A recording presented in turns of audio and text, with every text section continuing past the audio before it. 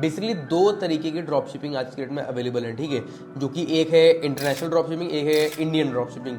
लेकिन जो आप सोचते हैं मैं वो नहीं बोलूँगा वीडियो में। मतलब आप सोचते हैं कि भाई मैं इंटरनेशनल की तारीफ करूँगी, मैं जनरली इंटरनेशनल, आपने मेरी इंटरनेशनल ड्रॉप शिपिंग की मेरी ऐड देखी होंगी तो आप सोच रहे हैं कि भाई मैं इंटरनेशनल की तारीफ करूँगा, ऐसा नहीं है, ठीक है। मैं बिल्कुल एकदम स्ट्रेट फॉरवर्ड चीज़ बताऊँगा। आज की डेट में मैं इंडियन ड्रॉप शिपिंग बहुत ज़्यादा कर रहा हूँ और उसकी तरफ मैं ज़्यादा मूव हो रहा हूँ, ठीक है। मतलब मैं कर तो दोनों रहा हूँ, लेकिन इंडिया की तरफ मैं ज़्यादा मूव हो रहा हूँ क्योंकि इंडिया का मार्केट बहुत तेज़ी से बूम इस समय कर रहा है, ठीक है। तो मैं दोनों को कंपेयर करूँगा और मैं बताऊँगा कौन सी चीज़ आज के डेट में सही में बेहतर है। दोनों चीज़ों का प्रॉपरली डिटेल में कंपेरिजन मैं बताऊँगा कि भाई दोनों चीज़ क्या हो, दोनों को हम पॉइंट्स देंगे कि भाई इंडिया का एक 7 पॉइंट, टोटल हम 7 पॉइंट से बात करेंगे, ठीक है। और सबको मैं एक पॉइंट दूंगा कि भाई इंडिया का 1 पॉइंट, इंटरनेशनल का 1 पॉइंट, ये इसका पॉइंट, ये इसका पॉइंट, और फिर आप देखेंगे भाई लास्ट में कौन विनर होता है और कौन जीतता है। बिल्कुल एकदम स्ट्रेट फॉरवर्ड कि मैं दोनों कर चुका हूं, मैं दोनों कर रहा हूं, एकदम स्ट्रेट फॉरवर्ड बात करेंगे भाई दोनों में से कौन एग्जैक्टली जीतता है, या इंडियन या इंटरनेशनल, ठीक है। अब देखिए सबसे पहला पॉइंट कवर करते हैं जो कि है मार्केट साइज एंड रीच, ठीक है। लैपटॉप के बगल में मेरे यहाँ पे पॉइंट्स ओपन है, ठीक है, तो मैंने यहाँ पे रख लिया है। तो अगर मैं बात करता हूँ मार्केट साइज, ठीक है, देखिए गाइस सिंपल सी बात है, इंटरनेशनल मार्केट में मार्केट साइज जाहिर सी बात है बड़ा ही होता है क्योंकि उसमें यूएस है, यूके है, कनाडा है, ऑस्ट्रेलिया है, बहुत सारी कंट्री है।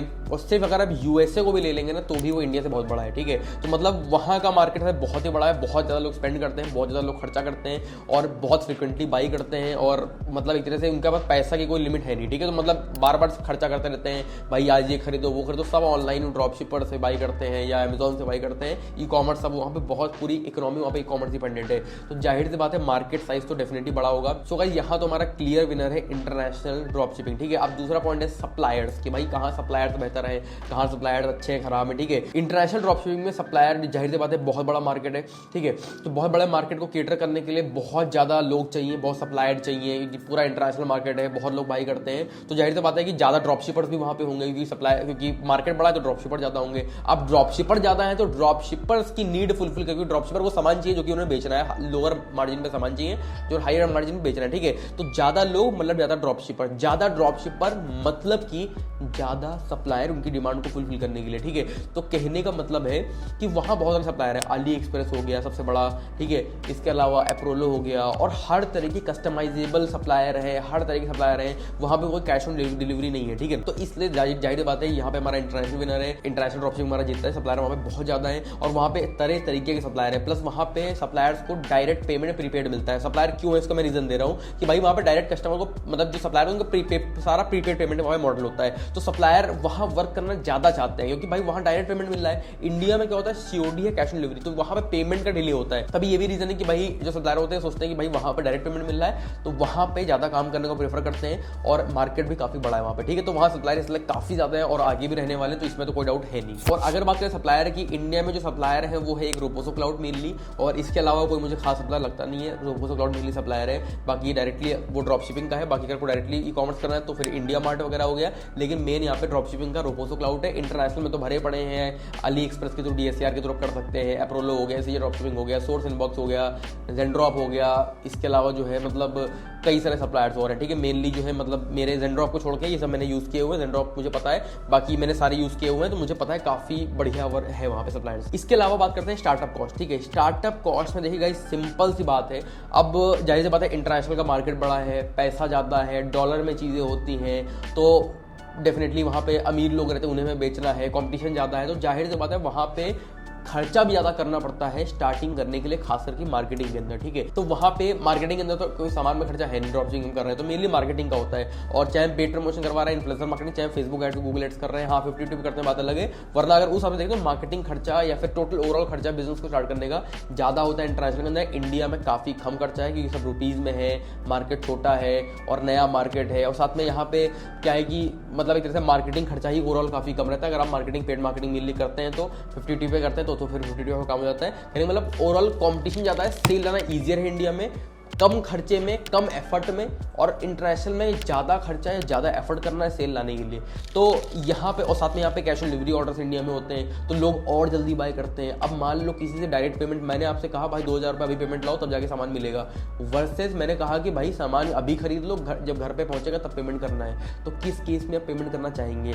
जाहिर सी बात है भाई अभी पेमेंट खर्च से अभी पेमेंट करना नहीं है, ले लो सामान, अच्छा लगा ले लो और फिर घर में पहुँचेगा तब पेमेंट करेंगे, ठीक है। तो इंडिया में इस वजह से ऑर्डर बहुत ज़्यादा बहुत जल्दी जल्दी आते हैं, बल्क में आते हैं, कम एफर्ट कम मार्केटिंग खर्चे में, वही यूएसए में महंगा होता है इंटरनेशनल मार्केट में। तो जाहिर सी बात है वहाँ ज़्यादा स्टार्टअप कॉस्ट है, यहाँ हमारा इंडिया जीतता है। ठीक है, इंडिया डेफिनेटली पहले 2 पॉइंट्स हमारा इंटरनेशनल जीता, 3rd पॉइंट हमारा इंडिया जीत चुका है। और गाइस यही रीज़न है कि भाई जब घर में इनके सामान इंडिया के लोगों के घर में सामान पहुंचता है तो यही रीज़न है कि 50% ऑर्डर रिटर्न भी हो जाते हैं, और 50% ऑर्डर रिटर्न होते हैं और 50% ऑर्डर ही डिलीवर हो पाते हैं। इंटरनेशनल में लगभग सारे ऑर्डर डिलीवर हो जाते हैं, तो ये डिफरेंस एक होता है काफ़ी। तो थोड़ा ईज ऑफ डूइंग बिजनेस वाला पॉइंट ये हो जाता है, ये खैर भी हम डिस्कस करेंगे। लेकिन कहने का मतलब कि इंडिया में फिर भी अगर कॉस्ट की बात करें तो मतलब पहले झंझट ज़्यादा और डिलीवरी का झंझट ज़्यादा होता है, आधे होते हैं जो होते हैं सब कुछ कॉलिंग करके हमें कस्टमर को कंफर्म भी करना होता है। लेकिन फिर भी इंडिया में स्टार्टअप कॉस्ट हमारा सस्ता होता है एज कम्पेयर टू इंटरनेशनल। अब गाइस बात करते हैं 4th पॉइंट, जो कि है मतलब मेरा one of the favourite point है, जिसका नाम है पेमेंट मेथड। ठीक है, इसमें अगर मैं आपको बिल्कुल क्लियर बताऊं, इंडिया बहुत ज़्यादा बड़े मार्जिन से विनर है यहाँ पे। ठीक है, क्यों विनर है? इंटरनेशनल में 2 ही मेन पेमेंट गेटवे हैं, एक होता है पेपाल, एक होता है स्ट्राइप। ठीक है, जो अमेरिका वगैरह में लोग रह रहे हैं या इन्होंने कंपनी वहाँ बनाई हुई है उनके लिए शॉपिफाई पेमेंट्स वाला पेमेंट गेटवे होता है। बाकी मेनली जो और इंटरनेशनल ड्रॉपशिपर होते हैं सबके लिए वहाँ पे 2 ही पेमेंट गेटवे हैं, जो कि एक पेपाल एक स्ट्राइप। अब मैं अगर आपको सही बताऊँ, पेपाल में हद से ज़्यादा बैनिंग इशू है और मेनली आपके पास एक पेमेंट गेटवे बचता है, इसका नाम है स्ट्राइप। स्ट्राइप के थ्रू ही आप सारा पेमेंट लेते हैं मेनली अगर आप स्केल पे काम कर रहे हैं तो, और उसमें भी बैनिंग इशू आ सकते हैं। और मतलब वहाँ पेमेंट गेटवे बहुत ज़्यादा बैन होते हैं, पेमेंट प्रोसेसर्स बहुत ज़्यादा स्ट्रिक्ट रूल है पेमेंट गेटवे को, कस्टमर ज़्यादा चार्ज पे अगर आपसे 100 कस्टमर आपसे ऑर्डर करते हैं, ठीक है, 100 में से अगर 1% चार्ज बैक रेशियो है आपका, मतलब कि 100 में से अगर एक आदमी चार्ज बैक कर देता है तो आपके अकाउंट बैनिंग इशू आ सकते हैं, आपका अकाउंट बैन हो सकता है। अगर अकाउंट बैन हो गया तो वहाँ पे सारा जो खेल होता है ना वो सारा ऑनलाइन पेमेंट लेके होता है, डायरेक्टली कस्टमर के कार्ड से चार्ज करते हैं, पेपाल से लेते हैं। और अगर वो बैन हो गया तो आप पेमेंट कस्टमर से ले नहीं सकते, दोबारा पेमेंट गेटवे आपको बनाना पड़ता है। दोबारा पेमेंट गेटवे अगर आप बनाएंगे,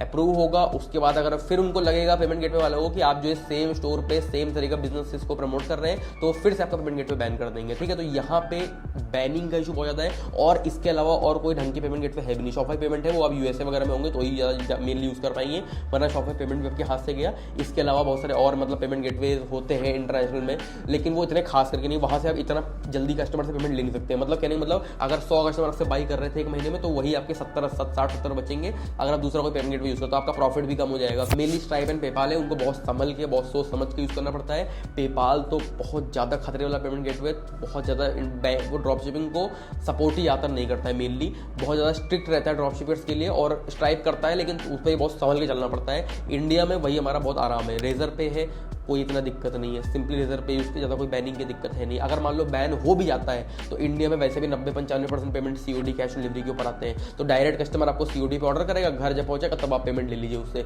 तो वहाँ पे पेमेंट करने का मतलब पेमेंट प्रोसेसर का दिक्कत ही नहीं है, वहाँ डायरेक्टली मतलब पेमेंट आप मतलब आप सेल कर रहे हैं, आपको पैसा मिलना ही मिलना है, मतलब जितने भी डिलीवर होते हैं उसका। ठीक है, डिलीवरी का इशू है लेकिन पेमेंट का कोई इशू नहीं है। रेजर पे वगैरह पेमेंट गेटवे वो बैन वैसे भी जल्दी होते नहीं है। ठीक है, तो मतलब कहने का मतलब इंडिया में मच बेटर है पेमेंट मेथड का सिस्टम, बैनिंग का कोई झंझट यहाँ पे है नहीं। तो हमारा एक और पॉइंट जाता है डेफिनेटली हमारा इंडिया को। ठीक है, अब बात करते हैं 6th पॉइंट की, जो कि है प्रॉफिट मार्जिन। ठीक है, अगर मैं आपको क्लियर कट स्टार्टिंग में ही बोलूं, ठीक है, इंटरनेशनल में प्रॉफिट मार्जिन जो है डेफिनेटली हाईयर होते हैं। अब हाईयर होते हैं इसका मतलब क्या होता है, एग्जांपल के लिए मैं बताता हूं। ठीक है, मार्केटिंग कॉस्ट आप जानते होंगे। ठीक है, कि मतलब एक मान लो अगर आप 1500 रुपए का सामान बेच रहे हैं, मान लेते हैं 1500 का सामान मान लो इंडिया में बेचते हैं, ठीक है, और वो आपको सप्लायर के थ्रू मान लेते हैं 500 रुपए का मिलता है। ठीक है, मान लेते हैं आप 400 रुपए खर्चा करते हैं मार्केटिंग के ऊपर, चाहे आप इन्फ्लुएंसर मार्केटिंग कर रहे हैं, चाहे कि आप फेसबुक आईडी गूगल चला रहे हैं। ठीक है, तो मतलब 400 रुपए खर्चा करके 1500 रुपए की सेल ले आते हैं। आपको क्या लगता है भाई, प्रॉफिट में होंगे कि नुकसान में होंगे? गेस करिए, कमेंट में गेस करिएगा। ठीक है, नुकसान में भी हो सकते हैं, अगर होंगे तो बहुत तो मतलब बहुत हल्के प्रॉफिट में होंगे। ठीक है, और कहीं आपका मार्केटिंग कॉस्ट 500-600 हो गया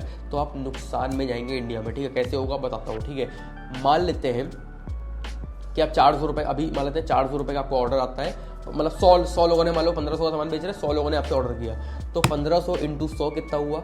1.5 लाख रुपए का रेवेन्यू हुआ। ठीक है, उसमें से 50% डिलीवर होगा, मतलब 50% मतलब 75,000 रुपए के रेवेन्यू ऑर्डर डिलीवर होंगे। ठीक है, और 500 रुपए का एक सामान है, मतलब 100 लोगों ने ऑर्डर किया, 50 के घर में डिलीवर हुआ, तो भाई 1.5 लाख रुपए तो आपको मतलब बस कस्टमर ने ऑर्डर किया था ना, जिनके घर में डिलीवर होगा पैसा तो आपको उन्हीं से मिल रहा है, डायरेक्टली कैश से मिल रहा है। ठीक है, और फिर वो आपके अकाउंट में फिर आता है, सप्लायर आपको दे देता है अकाउंट में। ठीक है, कुछ दिनों में मतलब आप आधे लोग घर में डिलीवर हुआ, तो आपको कहने का मतलब जो कैश पैसा रिसीव हो वो आधे लोगों से रिसीव मतलब 1.5 लाख रुपए के ऑर्डर में 75,000 ही रिसीव हुआ। तो एक सामान का जो खर्चा को सप्लायर से पड़ रहा था वो 500 इंटू कितने का पड़ रहा था? मतलब करीब 500 रुपये का पड़ रहा था और 50 लोगों के घर में डिलीवर हुआ, तो 500 इंटू 50 करेंगे तो करीब 25,000 रुपये आपको जो है सामान खर्चा देना पड़ेगा, ठीक है। तो 75,000 में 25,000 माइनस कर देंगे, 50,000 प्रॉफिट बनेगा। अब आप सोच रहे हैं भाई 50,000 प्रॉफिट तो अच्छा है, ठीक है, लेकिन आपने मार्केटिंग खर्चा नहीं मिला है यहाँ पे।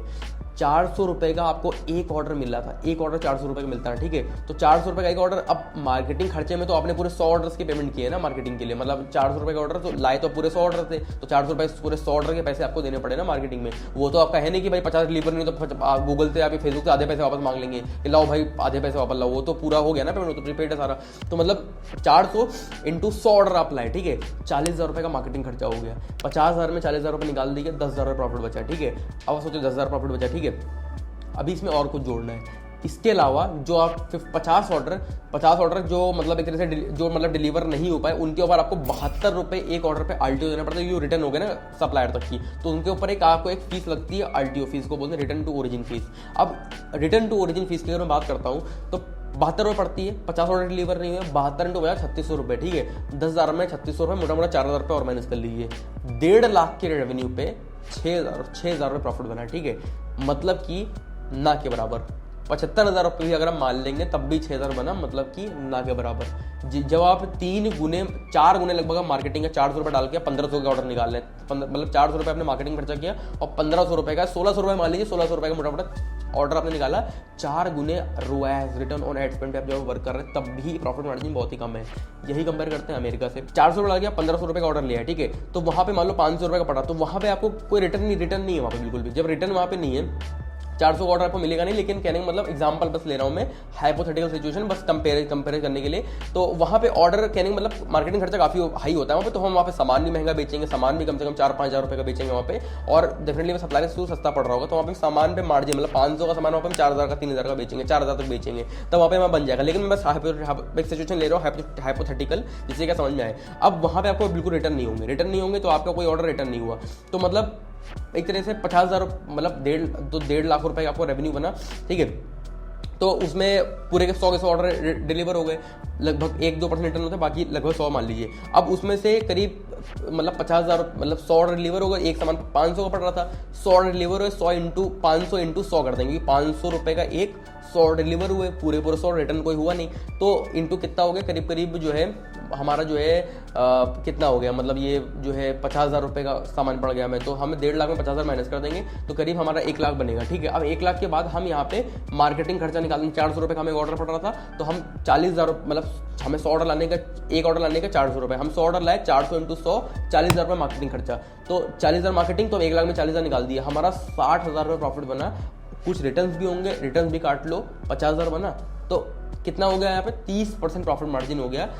अब इतना खैर नहीं हो, कुछ पेमेंट गेटवे फीस भी होगी, तो 25% मान लो, 25% प्रॉफिट मार्जिन हमारा यूएसए इंटरनेशनल में बनता है, ठीक है, या मान लो 20% मान लो, 20-25% हमारा बन जाता है। लेकिन वही जो हमारा प्रॉफिट मार्जिन इंडिया में होता है, ठीक है, वो 5%, 10%, जनरली 15% से ऊपर ज़्यादा लोगों का नहीं होता है, ठीक है। तो यहाँ पे हमारा प्रॉफिट मार्जिन डेफिनेटली कम होता है, लेकिन हम अगेन स्केल ज़्यादा, डेफिनेटली हमारा स्केल यहाँ पे डेफिनेटली हम ज़्यादा ऑर्डर ला सकते हैं, स्केल डेफिनेटली और कर सकते हैं। कहने का मतलब हम यहाँ पे अपना आरटीओ कम कर सकते हैं, मार्केटिंग और इम्प्रूव करके और ज़्यादा ऑर्डर ला सकते हैं, मतलब 400 रुपये में ही हो तो हम 2-3 हज़ार का सामान बेचते हैं, या हम यहाँ पे रिटर्न अपना काम कर लें तो हमारा प्रॉफिट बढ़ जाता है। तो यहाँ पे कुछ चीज़ें हैं हम सही करके हम यहाँ पे ऑर्डर बढ़ा सकते हैं, ऑर्डर ला सकते हैं। तो कई कुछ चीज़ें जिससे हम अपने यहाँ पे इंप्रूवमेंट करके हम यहाँ पे अपना प्रॉफिट बढ़ा सकते हैं, और यहाँ पे अच्छा इनकम कर सकते हैं डेफिनेटली, और स्केल करके और ज़्यादा अच्छी इनकम महीने के लाखों रुपये में पहुँच सकते हैं। तो इस वो चीज़ है, लेकिन मैं बता रहा हूँ कंपेरिजन करके, तो यहाँ पे चीज़ें हैं, मतलब डेफिनेटली इंटरनेशनल में जब पैसा ज़्यादा है तो मतलब पैसा ज़्यादा लगता है, पैसा ज़्यादा है वहाँ पे, इसलिए झंझट कम है वहाँ पे, तो इसलिए वो फायदेमंद ज़्यादा है इस वजह से। और इंडिया में झंझट कम रहता है, मतलब स्टार्टिंग में पैसा कम लगता है, कॉम्पिटिशन कम रहता है, तो यहाँ पे थोड़ा झंझट भी ज़्यादा हो सकता है, ठीक है। तो ये चीज़ है। अब इसके बाद गाइस जो पॉइंट आता है वो होता है डिलीवरी, ठीक है। अब डिलीवरी में भी अगर मैं आपको सही स्ट्रेट फॉरवर्ड बताऊँ, ठीक है, तो सिंपली इंडिया हमारा जीतता है, ठीक है। क्यों? इसका रीज़न क्या है? क्योंकि डिलीवरी इंटरनेशनल में क्या है कि डिलीवरी इंटरनेशनली होती है, ठीक है, कि चाइना सामान जा रहा है, यूरोप में जा रहा है, यूके में जा रहा है, अमेरिका में जा रहा है, तो वहाँ पे पूरी दुनिया में डिलीवरी हो रही है, तो वहाँ पे डिलीवरी में समय लग सकता है, कस्टम क्लियरेंस होती है, कभी कस्टम में सामान फंस जाता है, इतना होता है, वैसे दिक्कत, ये सब दिक्कतें इतनी नहीं होती, वो सारा काम सप्लायर का होता है, लेकिन कभी कभी हो जाता है ऐसा, तो सब डिलीवरी में और समय लग जाता है। और वैसे भी डिलीवरी का समय अगर अली एक्सप्रेस यूज़ करेंगे तो 20-25 दिन तो होता ही होता है, ठीक है। और वही आप अप्रोलो यूज़ करेंगे तो 8 से 12 दिन तो होता ही होता है डिलीवरी के समय। लेकिन वही इंडिया में हमारा डिलीवरी समय 7 दिन 8 दिन नॉर्मल होता है, ठीक है। 8 दिन मैक्सिमम 10 दिन हो जाएगा, नॉर्मली होता है। 7-8 दिन आप मान लीजिए नॉर्मली होता है। क्यों नॉर्मल होता है? क्योंकि भाई यहाँ पे जो डिलीवरी हो रही है वो इंडिया टू इंडिया हो रही है। मुंबई में मान लो सप्लायर है आपका, मुंबई टू मान लो किसी ने चंडीगढ़ या पुणे या दिल्ली या मान लो कहीं और कन्याकुमारी है, जो भी कहीं भी ऑर्डर किया, कश्मीर में कहीं भी ऑर्डर किया, बहुत सारे तो आप इन लोकेशन को रिमूव कर देते हैं यहाँ से। जब आप ऐड वगैरह रन करते हैं तो वहाँ पे क्या होता है कि वहाँ से जहाँ जिन लोकेशन से RTO वाली लोकेशन होती हैं, जहाँ पर रिटर्न आपका आ सकता है पॉसिबिलिटी, वो गूगल पे आपको लिस्ट मिल जाती है, ठीक है। तो वो लिस्ट आप अपने फेसबुक ऐड में अपलोड करके वो डाल सकते हैं। तो वहाँ से कस्टमर हिसाब से ऑर्डर नहीं कर पाएंगे, वहाँ पे लोगों को ऐड नहीं दिखेगी, ऑर्डर नहीं कर पाएंगे, तो वहाँ से आपको रिटर्न डेफिनेटली आने के चांसेस नहीं होंगे, रिटर्न नहीं आएगा आपको। कस्टमर सेटिस्फेक्शन थोड़ा सा ज़्यादा होता है। USA वगैरह में हम मान लो जैसे हम USA में ड्रॉप शिपिंग मिली करते हैं, हमने बाकी 3 कंट्री हटा दी, UK हटा दिया, हमने सिर्फ USA में कर रहे हैं। तो USA में हम जब प्रॉपर अगर हम ई-कॉमर्स करते हैं, ठीक है, प्रॉपर या US का कोई ड्रॉप शिपिंग वहाँ पे सप्लाई ढूंढ लेते हैं या प्रॉपर वहाँ पे ई-कॉमर्स कर रहे हैं, तो वहाँ पे हम सामान रखवा के वहीं इन USA डिलीवरी करवाते हैं, तब वहाँ पर डिलीवरी फास्ट हो जाती है। और वहाँ पे अगेन USA में सामान जो है रखवाना थोड़ा होता है, लेकिन वहाँ पे US का ड्रॉप शिपर बहुत सारे होते हैं, ज़ेनड्रॉप पे भी आपको मिल सकते हैं US के जो सप्लायर्स होते हैं, तो वहाँ डिलीवरी फास्ट हो जाती है। लेकिन और इन जनरल अगर बात करें तो इंडिया में डिलीवरी फास्ट होती है, इंटरनेशनल में स्लोअर होती है।